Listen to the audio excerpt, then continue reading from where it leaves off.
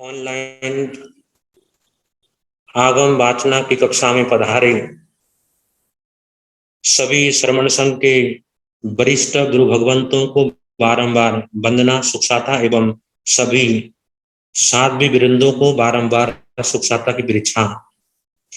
श्रमण संघ online education द्वारा एवं हमारे उपाध्याय परवर श्री रविंद्र मुनि जी महाराज साहब की प्रेरणा एवं उपाध्याय परवर श्री जितेंद्र मुनि जी महाराज साहब के मुखारविंद से आगम स्वाध्याय की मंगलमय कक्षा हमारी बहुत ही सुंदर ढंग से वर्तमान ढंग से बहुत वर्धमान है।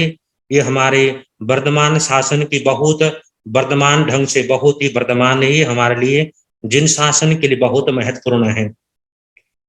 आगम स्वाध्याय की कक्षा प्रारंभ करें उससे पूर्व आज की जो आगम वाचना में जो गुरु वंदना का जो लाभ है वो परिवर्तनी महासाध्वी श्री रमेश कुमारी जी महाराज साहब उनकी शिष्य परिवार जो वर्तमान में दिल्ली में विराजमान है उनकी साध्वी परिवार की ओर से अपनी ओर से आज की गुरु वंदना प्रारंभ करेंगी।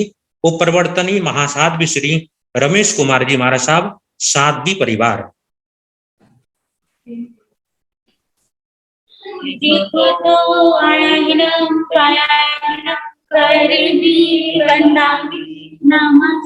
स्वामी सत्कारिणी सम्मानिनी कल्याणम मंगलम देव्यां सेव्यां प्रज्वास्वामिमते तो आयनं प्रयाणिनं करिणी वन्दामि नमः स्वामी सत्कारिणी सम्मानिनी कल्याणम मंगलम देव्यां सेव्यां प्रज्वास्वामिमते वन्दामि आयनं परायणं करिणी वन्दामि नमः स्वामी सत्कारिणी सम्मानिनी कल्याणं मंगलं देव्यां सेव्यां प्रज्वास्वामिमते वन्दामि। मथे वन्दामि गुरुदेव है जी बातें जी कहाँ है? आपसी के साथ में है।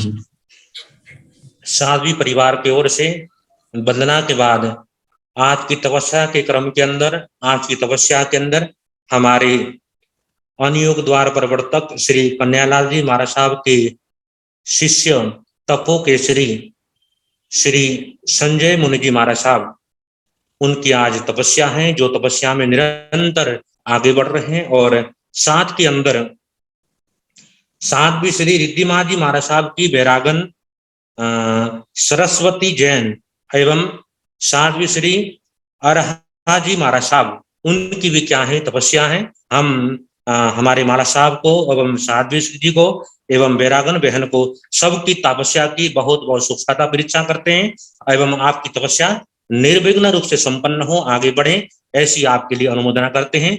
अब लीजिए हमारे श्रद्धेय उपाध्याय भगवंत आगम ज्ञाता आगम पुरुष श्रद्धेय भगवंत श्री उपाध्याय पुरुष गुरुदेव श्री जितेंद्र मुनि जी महाराज साहब आगम ज्ञान की अनमोल निधि हम सबको अपने ज्ञान के द्वारा लाभान्वित करेंगे। श्रद्धेय उपाध्याय भगवंत श्री जितेंद्र मुनि जी महाराज साहब जिनका वर्तमान में रानिया से हम सबको क्या करेंगे आगम ज्ञान का प्रदान करेंगे। श्रद्धेय गुरुदेव श्री जितेंद्र मुनि जी महाराज साहब।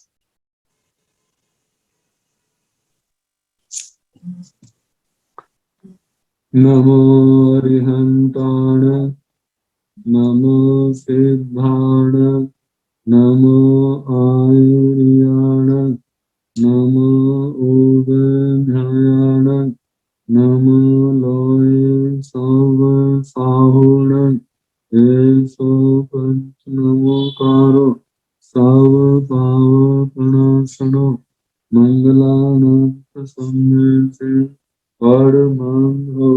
मंगलम। जिन शासन जिन वाणी सदा जयवंत हो श्रमण संघ सदा अविचल मंगल हो। मुक्ति को प्राप्त श्रमण भगवान महावीर स्वामी उनकी परम पावन कल्याणी भागवती वाणी वाचक प्रमुख श्री इंद्र होती गौतम आदि गणधर भगवान युग प्रधानाचार्य परम पूज्य श्री सुधर्मा स्वामी जी महाराज, उनकी परम पावन पाठ परंपरा वर्तमान आचार्य ज्ञान योगी परम पूज्य श्री शिव मुनि जी महाराज एवं गुरुजन सबके पावन कर्म स्रोतों में मेरा अनंत अनंत बार वंदना नमस्कार। आगम परिषद में विराजमान वरिष्ठ मुनिराज, अन्य मुनिवृंद, परमादरणीय भगवती स्वरूपा महासाधनिया जी, श्री उत्तराधीन सूत्र की वाचना प्रारंभ है। 19वां अध्ययन श्री मृगा पुत्र जी का चल रहा है। 12 गाथा तक सुना चुके हैं। 13वीं गाथा, इमं शरीरम अनित्यं असूयी संभवम् अशास्यावासमिदं दुःख केशानुभयानम्। मृगा पुत्र जी कह रहे हैं, ये हमारा शरीर कैसा है। इमं शरीरम, यह शरीर अनित्यम, अनित्य है, सदा रहने वाला नहीं है। असुई, और कैसा है, अशुचि, अपवित्र है, पवित्र नहीं है। असुई संभवम, अपवित्र क्यों है, क्योंकि यह शरीर अशुचि पदार्थों से ही उत्पन्न हुआ है। अशास्यावासमिदं, और इसके साथ इसके अंदर जो आत्मा का आवास निवास है वह भी अशाश्वत, शाश्वत नहीं है। और उसके बाद कहा दुख केशानुभयानम्, यह शरीर दुखों का, कलेशों का भाजन है, पात्र वर्तन है। क्योंकि जितने भी दुख कलेश हैं उनका माध्यम यही शरीर बनता है। कहा जाता है सुख भी इस शरीर के माध्यम से भोगे जाते हैं, लेकिन जो सुख भोगे जाते हैं उन सुखों की वृद्धि ही तो एक दिन कलेशों का, दुखों का कारण बनती है। भौतिक सुखों के लिए जीव नाना प्रकार के पाप कर्म करता है और वही पाप कर्म आगे चल करके दुख, क्लेश का, अशांति और समाधि का कारण बनते हैं। आगे कहने लगे असासाय शरीरंगी रय लोभ लभामहं पच्छा पुराव चय्यव्ये तेन बुभुव सन्निभे। और कहने लगे असासाय शरीरंगी, इस अशाश्वत शरीर में रय लोभ लभामहं, मेरे को रति भाव आनंद की अनुभूति नहीं हो रही है। पच्छा पुराव चय्यव्ये, 2 दिन बाद क्या, 2 दिन पहले क्या, मतलब बाद में क्या, पहले क्या, जो अवश्य चय्यव्ये, छोड़ने योग्य है, जिसे छोड़ना ही होगा। और कैसा है, तेण बुभुव सन्निभे, तेण झाग के बुलबुले के सन्निभे, सन्निव समान है, जो झाग के बुलबुले के समान है।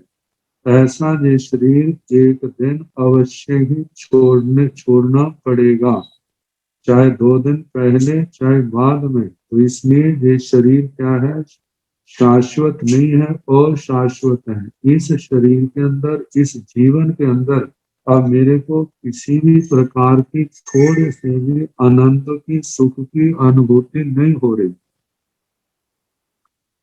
फिर आगे फरमाने लगे मानु सत्य असारम्य बाहि रोगाण आलाए जरा मरण कथमी कर्णम के न रमा मह। मानु सत्य असारम्य, ये मनुष्य जन्म कैसा है, असार है, देखा जाए यदि इस मनुष्य जन्म से धर्म को, संयम को, तप को निकाल दिया जाए तो ये क्या है? असार ही है। इसमें कोई सार नहीं है, क्योंकि जो भी इस मनुष्य जन्म के अंदर दुख है, सुख है, सारे के सारे आरध्यान रुद्र ध्यान का कारण बनते हैं, और यही रुद्र ध्यान का कारण बन के आगे चल करके दुर्गतियों का कारण बनते हैं।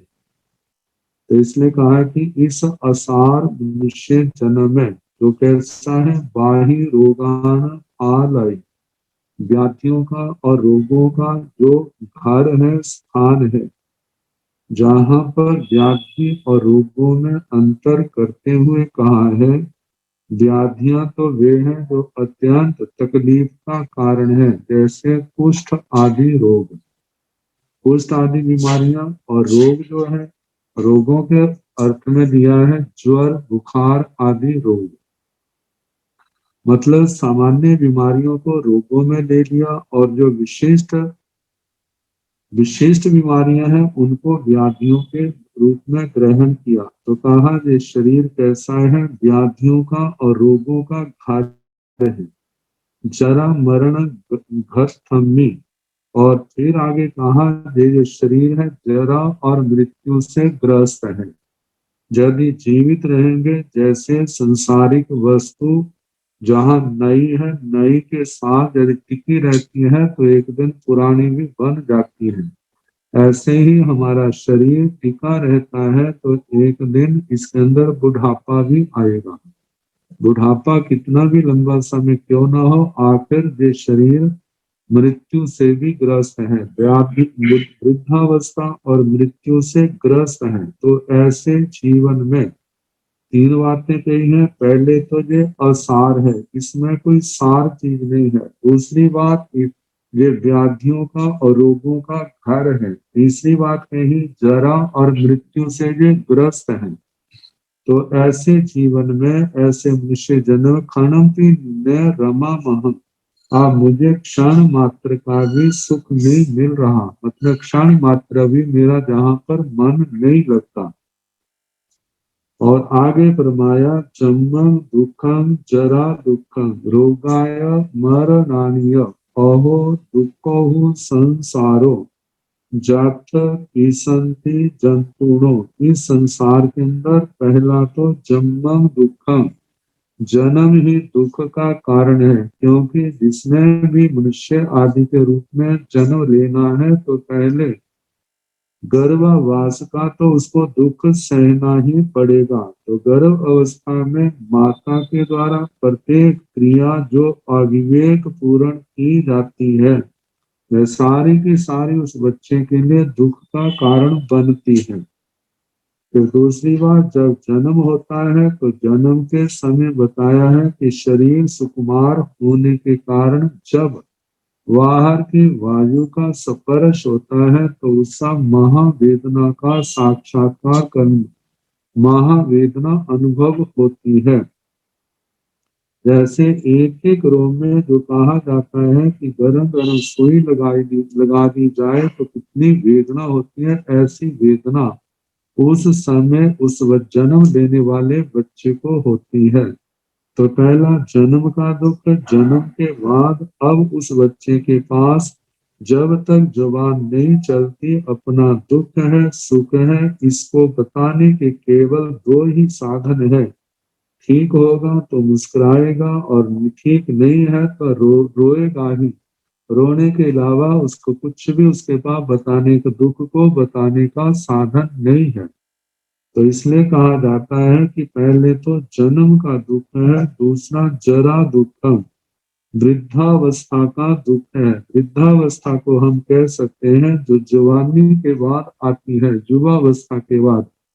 ये वृद्धावस्था ऐसा ही है जैसे स्वाधीनता के पश्चात पराधीनता का आना। युवावस्था में जहाँ तो अपनी इच्छा के अनुसार सदा चलते रहे, लेकिन वृद्धावस्था में दूसरे के अधीन ही होना पड़ता है, जहाँ पर इंद्रियां ठीक से काम नहीं करती, शरीर शिथिल हो जाता है, अपनी क्रिया भी ठीक नहीं कर सकते। हर कार्य के लिए प्राय करके दूसरे के ही अधीन रहना पड़ता है, और दूसरे के जैसे कह रहे दूसरे की दया पर दूसरा कर दे तो ठीक, नहीं तो मन मार करके बैठा रहे। तो इसलिए कहा जाता है दूसरा दुख जो है वो वृद्धावस्था का है, तीसरा दुख जो है रोगाय, रोगों का है। इनके संबंध में ऐसा कहा जाता है कि हमारा शरीर जिसके लिए इतनी बार का कह दिया जाता है कि व्याधि का मंत्र है, व्याधि मंत्र है। प्राचीन गुरुजन उनसे मुख से ऐसा सुना जाता था कि एक रोग में 2.25 रोगों का वास है। तो ऐसे 3.5 करोड़ रोग है। तो कहा जाता है 6,12,50,000 के पास ऐसे रोगों की संख्या आती है। यदि एक एक मिनट भी रोग आए तो इस जीवन में उनका भुगतान नहीं, केवल पुण्य के कारण से ये रोग दबे हुए हैं। कब कौन सा रोग आ जाए कुछ भी कहा नहीं जा सकता।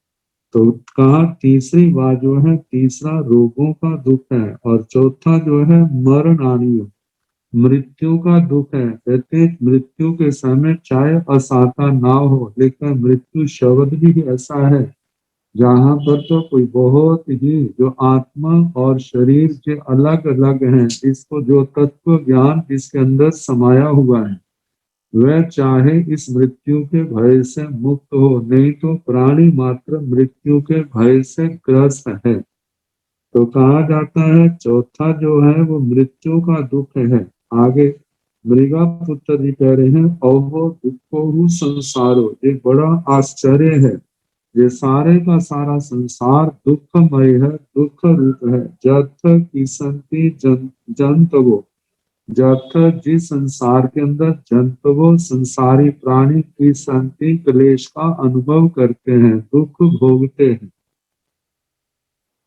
आगे फरमाया है चेतन वत्थुम हिरण्यं च पुत्र दारं च बंधवा चैतानं इमं देहं गंतव्यमवस्य में।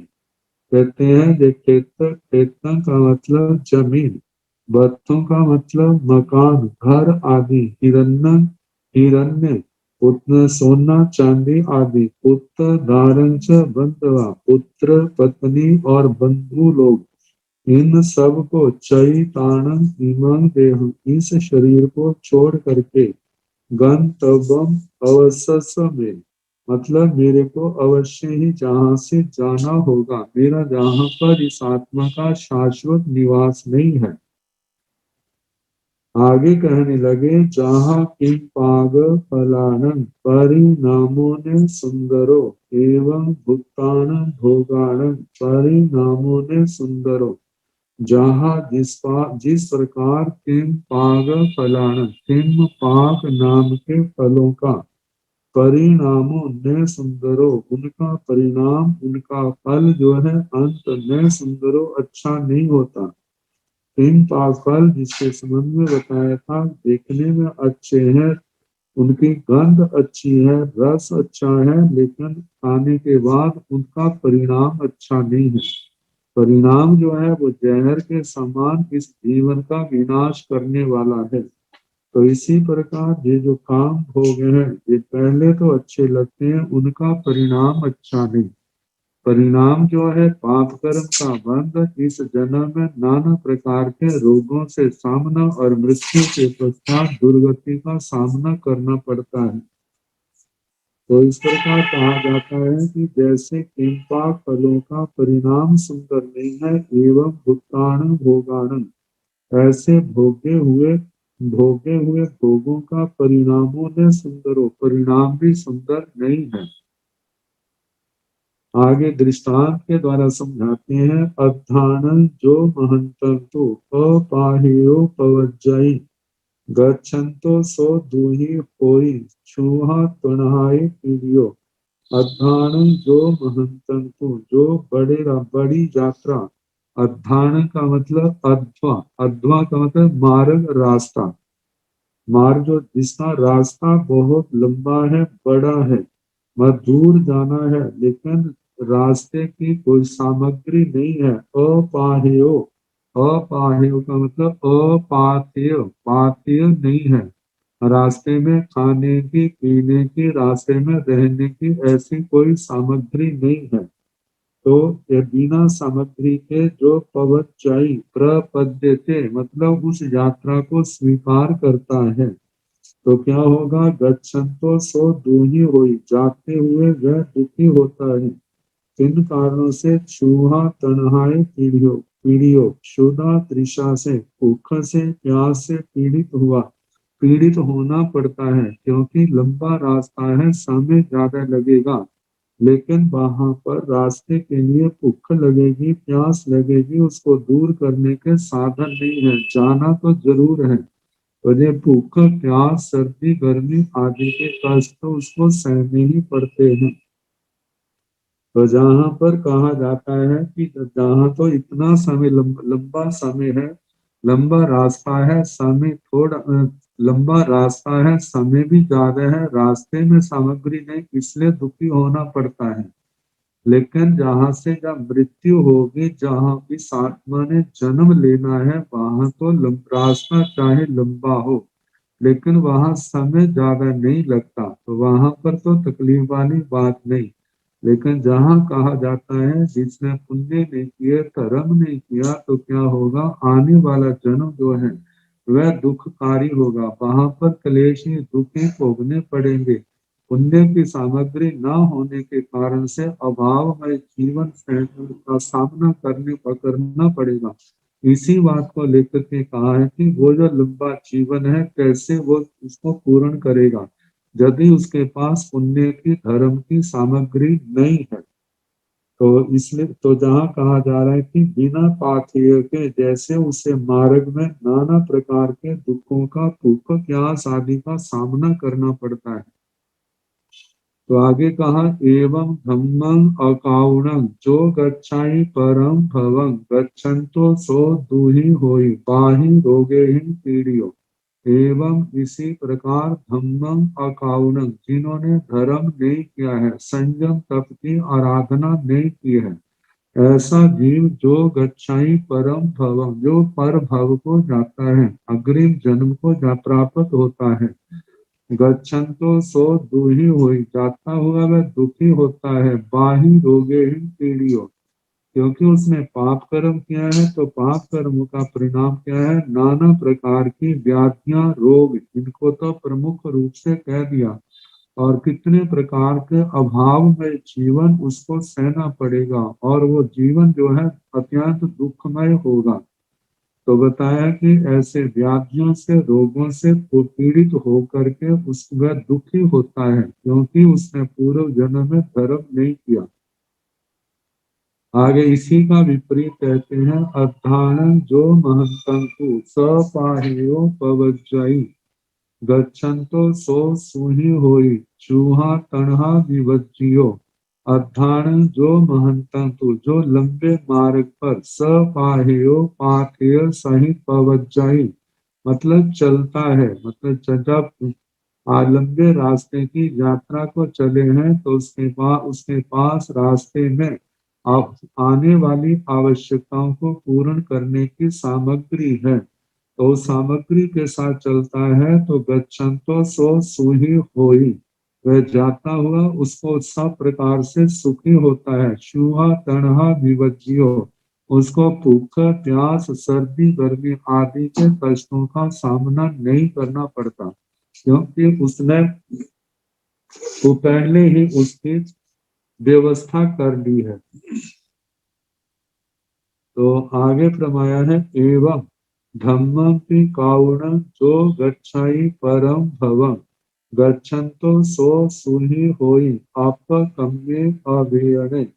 एवं इसी प्रकार धम्मम के काउण धर्म का की आराधना करके, धर्म का पालन करके, जो गच्छाई परम भवम जो पर भव अग्रिम जन्म, आगामी जन्म में जाता है, गच्छन्तो सो सुही होई जाता हुआ वह सुखी होता है। क्यों? आपको कम्ये अवेयने, वह अल्प कर्मा है, जिसके पास भारी कर्म, जिसके पास ऐसे मतलब के पाप कर्म अधिक मात्रा में नहीं है, सामान्य है, पुण्य कर्मों की प्रबलता है। तो ऐसा पुण्य प्रधान जीवन होने के कारण उसको किसी प्रकार की रास्ते में या अग्रिम जन्म में किसी प्रकार की कमी नहीं रहती, क्योंकि उसने संयम और तप के द्वारा पाप आने वाले पाप कर्मों को रोका, तपस्या के द्वारा पूर्व के कर्मों को काटा, उनकी निर्जरा की और शुभ योगों के कारण से उसका अत्यंत पुण्य कर्म का उपार्जन हुआ, जिसके कारण से उसको किसी प्रकार के अभाव का सामना नहीं करना पड़ेगा, व्याधि और रोगों से वह बचा रहेगा। तो इसलिए कहा कि अप कर्मे, जिसके कर्म थोड़े हैं, अल्प कर्मा, हल कर्मी जिसको कह देते हैं, जिसके कर्म थोड़े से शेष रहे हैं, तो वह जाता हुआ पर भव में जाता हुआ किसी प्रकार की उसको वेदना नहीं, किसी प्रकार की तकलीफ नहीं, और वो सुखी होता है।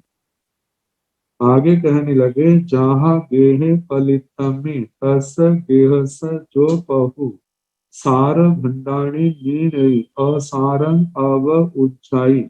जहाँ जिस प्रकार गेहे फलित में घर के प्रदीप्त होने पर, मतलब घर में आग लग जाने पर, तस गेहस जो पहु उस घर का जो स्वामी है, सार भंडारी नीन आई उस घर से सार सार भंड मतलब वस्तुएं नीड़ई बाहर अग्नि से बाहर ले जाता है, घर से बाहर निकालता है।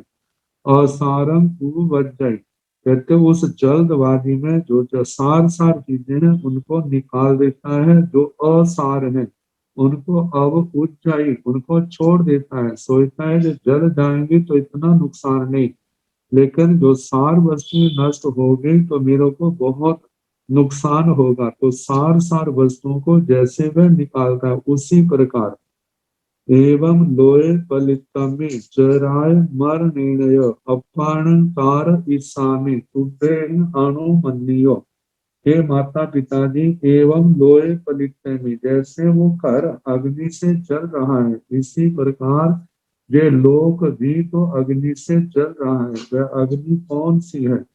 जहाँ पर मूल रूप में दो शब्द हैं, जरा और मरण, वृद्धावस्था और मृत्यु, लेकिन उपलक्षण से हम दूसरे जो विकार हैं उनको भी कह सकते हैं। जैसे काम है, क्रोध है, लोभ है, 18 पाप है, ये सारे 18 पापों में प्रवृत्ति है, जिसके कारण से संसारी जीव जो है दुखी हो रहे हैं। ये दुख रूपी आग है। तो कहा जरा मरण, जरा वृद्धावस्था और मृत्यु और नाना प्रकार की दूसरी जो अग्नियां हैं उनके द्वारा ये संसार चल रहा है। ऐसे जल रहे संसार में अपान तार इसामी, मैं अपनी आत्मा को तारूंगा, इस आग से बाहर निकालूंगा, लेकिन तुब्बे ही अनुमंडियो, आपकी अनुमति पा करके आप मुझे अनुमति दो ताकि मैं इस अग्नि से अपनी आत्मा को सुरक्षित रूप से निकाल सकूं। और जहाँ पर देखा जाए जैसे सार वस्तुओं को निकाल करके वह व्यक्ति सुखी रहता है, तो इस संसार के अंदर आत्मा के लिए सार वस्तु क्या है? तो सार वस्तु जो कही है वह अपनी आत्मा ही है, क्योंकि आत्मा से बढ़ करके संसार में और कोई वस्तु नहीं है। और इस संसार की आग से आत्मा को निकालने के लिए धर्म का आचरण परम आवश्यक है। और धर्म का आचरण दो रूपों में आता है, एक साधु धर्म है और एक शावक धर्म है। जिन आत्मा के अंदर पूर्ण क्षमता है साधु जीवन को अपनाने की, तो वे साधु जीवन की ओर बढ़ जाते हैं। जिनके अंदर नहीं है तो वे घर में रह करके इस आग से बचने के लिए वह श्रावक वृत्ति का पालन करते हैं। जब उस बेटे ने ध्रुवराज ने मृगा पुत्र ने बड़े विस्तार से कहा तो माता पिता कहने लगे, तम बिंत अम्मा पियरो सामन्न पुत्र दुच्चरम गुणाणं तु सहसाइन थारे अब्बाइन भिक्षुणो। पुत्र, हे पुत्र, तम बिंत अम्मा पियरो, उस मृगा पुत्र जी को उसके माता पिता कहने लगे, बिंत बोलने लगे, पुत्र हे बेटा, सामन्नं दुच्चरं, श्रवण धर्म का आचरण बड़ा दुष्कर है। मतलब श्रामक जीवन दुष्चर है। दुष्चर का मतलब इसका पालन करना बड़ा मुश्किल है। इस जीवन के अंदर गुणानंग तो सहस्राइन, गुणों के सहस्त्र, मतलब के गुण शास्त्रियां हजारों गुणों को थारे अब्बाई, भिक्षुणों भिक्षु के हजारों हजारों गुण धारण करने होते हैं। वे गुण कौन से हैं, उन्हीं के संबंध में फरमाने लगे। साम्या सर्व हुएसु सत्तु नित्यसु वा जगे, पाणाई वाय वीराई जाव जीवाय दुक्करम। साम्या सब भुएसु, सब भुएसु संसार के जितने भी प्राणी हैं, जैसे प्राण भूत जीव सत्व, इन सब के प्रति समता भाव रखना। सत्तु नित्यसु वा जगे, जगे का मतलब संसार में जगत में। सत्तु नित्यसु, चाहे कोई शत्रु हो चाहे कोई मित्र हो, इन सब प्राणियों के प्रति समता भाव रखना, किसी के प्रति राग द्वेष की भावना नहीं रखना। प्राणाई वाय वीराई, प्राणातिपात से विरति, झाव जीवाय दुक्करम, आजीवन जीवन पर्यंत जिसका पालन करना बड़ा दुष्कर है, बड़ा मुश्किल है। इस पाठ के माध्यम से साधु जीवन के सामायिक व्रत का वर्णन कर दिया और साथ में अहिंसा व्रत, प्राणाई वाय वीराई, प्राणातिपात विरति, प्राणातिपात जीवों की हिंसा और उससे विरति, पहले महाव्रत का वर्णन कर दिया। इनका जाव जीवाय, इन गुणों का आजीवन पालन करना बड़ा दुष्कर है, मुश्किल है। आगे कहने लगे, निच काल अपमत्तेन मूसा वाये विवज्रन, भासी अब्बं हियं सच्चं निच्चा उत्तीर्ण दुक्करं। निच काल अपमत्तेन, निच काल सदा, सदा हर समय, अपमत्तेन बिना प्रमाद के, प्रमाद को छोड़ करके, अप्रमत रह करके, मूसा वाय विवर्जन, मृषावाद का परित्याग करना, मतलब कभी झूठ नहीं बोलना। फांसी अब्बा हियं सच्चा निच्चा उत्तीर्ण दुक्करं, निच्चा उत्तीर्ण सदा उपयुक्त रह करके, सदा उपयोग में रह करके, सदा ध्यान रखना। इस बात का जब भी बोलना है, हियं सच्चम हानि अब्बा, जो हितकार, जो सत्य हो और हितकारी हो, अपने लिए भी हितकारी हो, दूसरे के लिए भी हितकारी हो, ऐसे सत्य वचन बोलने चाहिए। तो इस दूसरे महाव्रत का पालन करना भी दुष्करम, सदा मतलब के दुष्कर है, बहुत ही दुष्कर है। इस प्रकार दूसरे महाव्रत का वर्णन आया। आगे तीसरा, दंत सोहन माइस अदत्तस विवर्जनम अणवर्जेस निजस गृहणा अवि दुक्करम। कहा दंत सोहन माइस, कि किसी समय मानो दांत शोधन की आवश्यकता पड़ी तो ऐसे ऐसे कोई तिनका मात्र भी है, दांत को साफ करने के लिए लेना है। दंत सोहन माइस, दांत शोधन आदि के लिए जिसकी जरूरत, अदत्त विवर्जनम, जो दूसरे के द्वारा दिया गया नहीं है उसका विवर्जनम, उसका परित्याग करना, विवर्जन उसकी वर्जना करना, उसका परित्याग करना। कहा अनवज ऐसा निचन अभी दुक्करम, जिसको ग्रहण करना है पहले वो अनवद्य निर्वध्य निर्दोष हो। एस निजस ऐशनीय, मतलब के अचित हो, अचित के साथ ऐशनीय हो, अपने निमित्त ना हो, किसी प्रकार का संयम में दोष न लगे, अपनी आत्मा मलिन ना हो, ऐसे पदार्थ का ग्रहण करना अभी दुष्करम, ये भी क्या है, दुष्कर है। चौथे महाव्रत के संबंध में कह रहे हैं, वीराई अवंग चेरस काम भोग रसन्नुना उग्गम मह भयं बम थारे अब्बं सुदुक्करम। वीराई अवंग चेरस काम भोग रसन्नुना, जो काम भोग के रसों को जानने वाला है, काम भोग के रस को जानने वाला उस व्यक्ति के द्वारा अब्रह्मचर्य का जो विरति है, अब्रह्मचर्य का त्याग है, अब्रह्मचर्य से जो निवृत्ति है, सुशील से निवृत्ति और भी मुश्किल है। उद्गम बम मह पयम बम धम धारे अब्बम सो दुकरण। कहते उग्र महाव्रत कौन सा ब्रह्मचर्य, उग्र महाव्रत ब्रह्मचर्य को धारण करना भी सबसे ज्यादा अत्यंत मुश्किल है, दुष्कर कार्य है। पांचवें महाव्रत के संबंध में कहते हैं धान धान्य पेश वज्ञेशु परिगह विवचन सब्बारंभ परिचाओ निममत्तं चोदुकरम। धान धान्य, धन रुपया आदि, धान्य अनाज आदि, पेश सेवक आदि, प्रेष्य वर्ग जिनको भेज करके कार्य कराया जाता है, वज्ञेशु इनका वर्ग, इनका समूह, दास दासी से संबंधी जो परिग्रह है उसका विवर्जना, उसका परित्याग करना। सब्बारंभ परिचाओ सब सर्व प्रकार के समस्त प्रकार के आरंभ का परित्याग करना। निममत्तम दुसु दुक्करम और उसके बाद निममत्तम ममता से रहित होना, किसी प्रकार की आसक्ति नहीं रखना, किसी भी पदार्थ के प्रति लगाव नहीं रखना। ये क्या है? सो दुक्करम, बहुत ही दुष्कर है। आगे रात्रि भोजन के त्याग के संबंध में कहते हैं चौ गी आहारे राय भोजन बच्चना सन्निहि संचौ चेव बच्चे अब्बो सो दुख करो। चौ गी आहारे चारों प्रकार का आहार, अशन पान खादिम स्वादिम आदि, ये चार प्रकार का आहार है। राय भोजन विवर्जना रात्रि में ये चारों प्रकार के भोजन का वर्जना परित्याग करना। सन्निहि संचय और सन्निधि संग्रह का मतलब के भौतिक पदार्थों के, अशन आदि पदार्थों के संचय करना, संग्रह करना। चेव बज्जे अब्बो सो दुख करो, इनका परित्याग करना भी बड़ा दुष्कर है।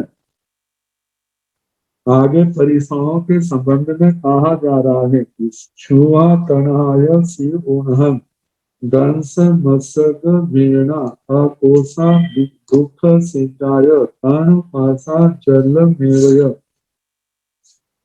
पालना तज्जन चेव बह बंध परिसाह दुखम दिखाई लिया जायनाय अलाभ्य। छुआ क्षुदा दुख का, तनहाय तृष्णा प्यास का, शीत उन्ह गर्मी सर्दी का, गर्मी का, दंस मसग वेदना दास मच्छर आदि की वेदना, मक्खी मच्छर आदि की वेदना, अकोसा आक्रोश, दूसरे कोई अपशब्द कहता है, निंदा करता है, इन सबको सहना। दुख सेजा मतलब दुख शैया, दुख शैया मतलब के साशैया आदि का परिसर। यतानु फासा तृण स्पर्श जल में, जल शरीर में मैल को धारण करना, स्नान आदि नहीं करना। और स्नान परिसर ताड़ना ताड़ना, कोई ताड़ना मारना आदि है, या तर्जना उंगलियां दिखा करके तर्जना कोसता है, तर्जित करता है। चे बह बंध परिसाह, बद्ध का बंधन का जे परिसय है। दुखम भिक्षारिया फिर भिक्षाचरी करना, जो भी खाना है पीना है वह भिक्षाचरी के द्वारा ही उपलब्ध हो उसी को लेना। जे भी धारण करना बड़ा मुश्किल है, दुखकारी है। जायना या अलाभ्य फिर जाचना, दूसरे से मांगना, मांग करके लेना, फिर उसके बाद उसका नहीं मिलना, ये सारे के सारे क्या है? दुखकारी है। जहाँ कुछ बताया जिसका दूसरे अध्याय में बड़े विस्तार से 22 परिसाओं का वर्णन आ चुका है। तो कहा इस प्रकार इन सब परिसाओं को समता से सहन करना आसान नहीं है, बड़ा मुश्किल है। आगे कहा काबोया जा इमा वित्ती केस लोय दारुणो दुखम बम्ब वयम घोरम थारे महपणो। जहाँ पर यह महत्वनो एक तो आता है अमहात्मा, दूसरा आता है महात्मा। महात्मा के लिए ये कार्य बहुत दुष्कर होते हैं। यहाँ पर काबोया जा इमा वृत्ति, कापोत्ती वृत्ति, कबूतरों के समान दोषों से साशंक एवं सतर्क रहने की जो वृत्ति है, जो कापोत्ती वृत्ति। कहते हैं जैसे कबूतर अपने विरोधियों से बिल्ली आदि से हर समय भयभीत रहता है, कहीं बिल्ली आकर के मेरा घात ना कर दे। ऐसे ही साधक जो है सदा ध्यान रखता है कि सदा अप्रमत्तता में रहता है कि कहीं प्रमाद आकर के, कोई दोष आकर के मेरे संगमी जीवन को दूषित ना करते। तो इस प्रकार कापोत वृत्ति को जिसने अपनाया है, ये कापोत की वृत्ति। और उसके आगे कहा केश लोय दारुणो, और ये केश लोच जो है ये और भी भयंकर है, दारुण है। आगे कहा दुखम बंब वयम घोरम हारे महपणो, महात्मा के लिए, उत्तम साधु के लिए जो ब्रह्मचर्य है, घोर ब्रह्मचर्य, इसका धारण करना भी क्या है, ये आसान नहीं है, ये भी आजीवन उसको धारण करना होता है। और कहा जो महात्मा नहीं है उनके लिए ये ब्रह्मचर्य पालन करना आसान नहीं है, वो फिसल जाते हैं। तो इसलिए ये आपके लिए बड़ा मुश्किल होगा। आगे कहने लगे सुहोयो उमंग पुक्का सुकुमालो सुमज्जियो नाहुसी पवो सुमंग पुत्ता सामन्नम अनुपालियो। सुहोयो तुमं पुत्ता, पुत्ता हे पुत्र, सुहोयो तुम सुखोचित हो, मतलब सुख भोगने के योग्य हो। सुकुमालो तुम सुकुमार हो, सुमज्जियो तुम सुमज्जित स्नान आदि द्वारा साफ सुथरे रहने वाले हो। नाहुसी तु प्रभु तुमं पुत्ता, हे पुत्र तुम ऐसा साधु जीवन पालन करने में नाहुसी प्रभु, प्रभु का मतलब समर्थन नहीं हो। सामन्नम अनुपाल्यम, श्रमण जीवन का पालन करने में तुम समर्थ नहीं हो। क्यों नहीं है? क्योंकि तुम सुखों में पले हुए हो, तुम सुकुमाल हो, तुम सदा साफ सुथरे रहने वाले हो। साधु जीवन में आप कैसे रहेंगे, कैसे पालन करेंगे? फिर आगे कहने लगे जाव जीवम अविसामो गुणानंतु महाभरो गुरुओ लोह आरोगो जो पुत्रा होई दुगहो। हे पुत्र जाव जीवन, आजीवन जीवन भर अविसामो, कहीं पर भी विश्राम नहीं है कि थोड़े टाइम के लिए महाव्रतों आदि को सबको छोड़ देते हैं, दोबारा फिर ग्रहण कर लेंगे।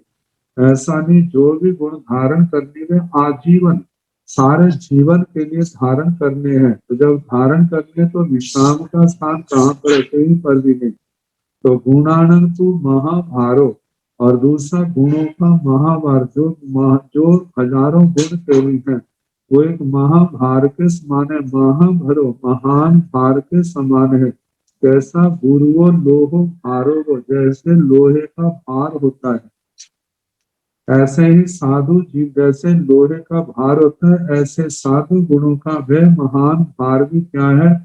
गुरुतर है, मतलब बहुत ज्यादा है। जो पुत्ता होई दुर्वह, हे पुत्र जो दुर्वह होता है, जीवन पर्यंत उसका वहन निर्वाह करना बड़ा कठिन होता है। वह जो है उपमा अर्थ में है कि जैसे लोहे का भार उठाना मुश्किल है, ऐसे ही जो हजारों गुणों को धारण करना भी क्या है? मुश्किल है। आगे प्रमाया आगासे गंग सोव परि सोव दुत्तरो बहाहिम सागरो चेव तरी अप गुणो रही। कहा जाता है कि आकाश से गंग सोव, जहाँ कहा जाता है जैसे आकाश गंगा का स्रोत एवं जल धारा का प्रति स्रोत क्या है? दुस्तर है।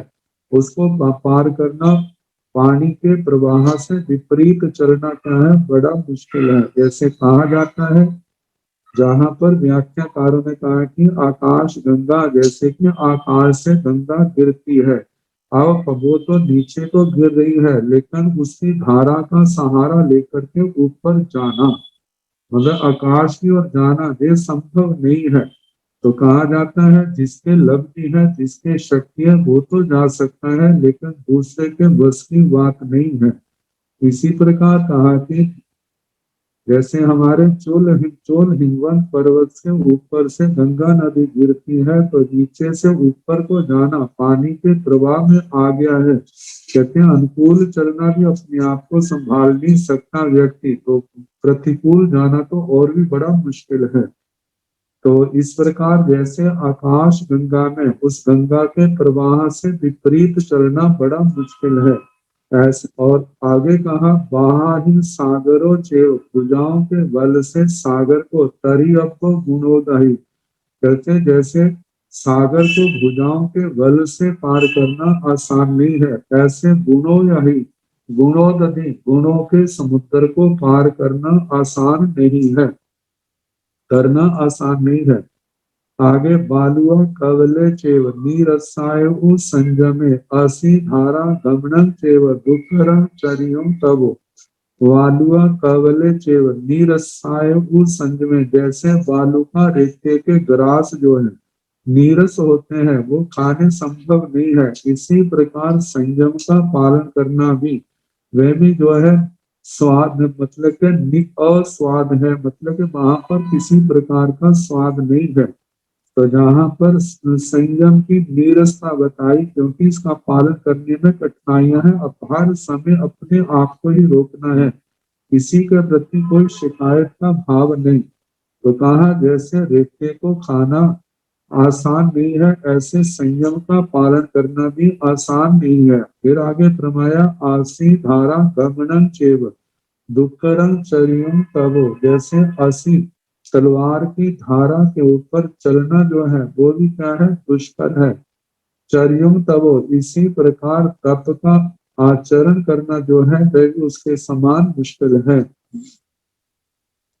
आही वेगांत द्वितीय चरित पुत्र दुच्चरे जबा लोह मया चेव जाप चावे अब्बा सुदुकरम, हे पुत्र जैसे सरब के समान एक दृष्टि से चलना, इसी प्रकार चरित्र में भी एक दृष्टि से मतलब संयम में ही ध्यान हो, संसार के किसी भौतिक पदार्थ की ओर ध्यान नहीं देना, कहीं राग द्वेष कषायों में इंद्रियों के विषयों की ओर ध्यान नहीं देना, बिल्कुल अपने लक्ष्य की ओर ही उसका ध्यान होना चाहिए। और आगे फरमाया जवा लोह मया चेव, जैसे लोहे के जो लोहे से बने हुए जौ है, कहते हैं उनको चबाना, उनको चबा के खाना सुदुष्करम अत्यंत दुष्कर है, इसी प्रकार संयम का पालन करना भी अत्यंत कठिन है। इसके आगे और दृष्टांत देंगे कि संयमी जीवन कैसा कैसी कठिनाइयों से भरा है, इसलिए वे अब वो सलाह देंगे कि बेटा ऐसा कठोर संयम जीवन पालन करना आपके बस की बात नहीं है, इसलिए घर में ही रहो। अब वो माता पिता बच्चे को संभाल रहे हैं, इन सब का समाधान वो बेटा ध्रुवराज मृगापुत्र जी क्या देंगे, जैसे जैसे आगे बढ़ेंगे तो उन सब बातों का समाधान आएगा। तो बाकी जो है कल जैसे अवसर होगा उसके अनुसार कराया जाएगा। नमो उपाध्यायनम, उपाध्याय भगवंतों को नमस्कार हो। हमारे उपाध्याय भगवंत श्री जितेंद्र मुनि जी महाराज साहब ने ज्ञान और प्राकृत भाषा का अनमोल ज्ञान दे करके हम सबको कृतार्थ किया, ज्ञान की अनमोल दान दे करके हमको लाभान्वित किया। हम आपके बहुत आभारी हैं, आपके प्रति कृतज्ञता ज्ञापित करते हैं। आपकी कृपा दृष्टि हमारे ऊपर बरसती रहे और हम आपके चरणों में प्रार्थना करते हैं, अर्जी लगाते हैं कि आप श्री जी अपने मुखारबिंद से मंगल पाठ के बाद यहाँ आज की जो क्लास है यहीं पर क्या करते हैं, हम विराम लेंगे। आपने मुखारबिंद से आज की मंगल पाठ कृपा करें। उपाध्याय भगवंत। नमो अरिहंताण नमो सिद्धाण नमो आयर्याण नमो वैधायाण नमो लय संसाहुण ऐसो पंच नमो कारो सब पाव कनाचन मंगलानंद संदेशे परम हरि मंगल श्री सतारि मंगल रिहंता मंगल सिद्धा मंगल साहु मंगलम केवली अनंत धम्मो मंगलम चतारी लोकोत्तमा हंता लोकोत्तमा सिद्धा लोकोत्तमा साहु लोकोत्तमा केवली अनंत धम्मो लोकोत्तमो चतारी शरणं प्रवज्जामि अरिहन्ते शरणं प्रवज्जामि सिद्धे शरणं प्रवज्जामि साहु शरणं प्रवज्जामि केवली पुनः ब्रह्म शरण गवज्जामि। चार शरण सुख करने, दुख करने, मंगल करने और शरणागति कोय जो भव प्राणी आत्मक्षय अमर। सबको सुख साता। मथेन वंदामि हम सबकी ओर से आपके चरणों में